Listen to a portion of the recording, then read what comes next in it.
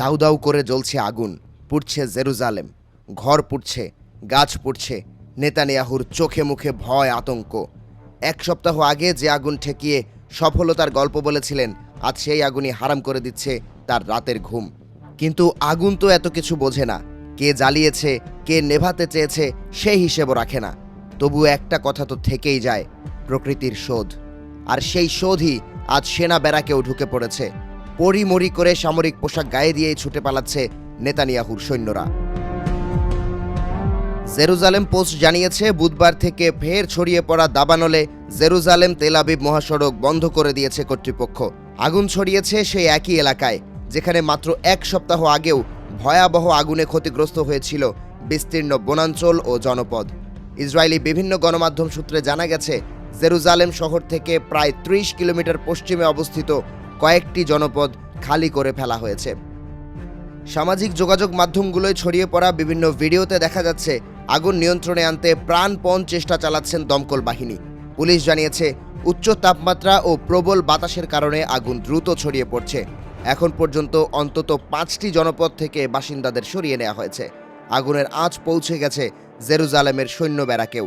যুদ্ধ ঠেকানোর হাজারো প্রস্তুতি কি আগুন ঠেকাতে পারে? ফেসবুক সহ বিভিন্ন সামাজিক যোগাযোগ মাধ্যমে দেখা যাচ্ছে আগুনের লেলিহান শিখা থেকে বাঁচতে পরিমরি করে ছুটে পালাচ্ছে নেতানিয়াহুর সৈন্যরা।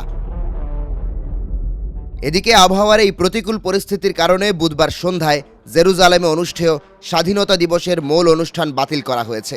তবে এখন পর্যন্ত কোনো হতাহতের খবর পাওয়া যায়নি। অ্যাম্বুলেন্স, নিবিড় পরিচর্যা ইউনিট ও তাৎক্ষণিক সাড়া দেওয়ার যানবাহনগুলো দমকল কর্মীদের সহায়তায় চিকিৎসা সেবা দিয়ে যাচ্ছে। দেশটির জাতীয় নিরাপত্তা মন্ত্রী ইতামার বেনগাভির জানিয়েছেন, তিনি দুর্গত এলাকা পরিদর্শনে যাচ্ছেন।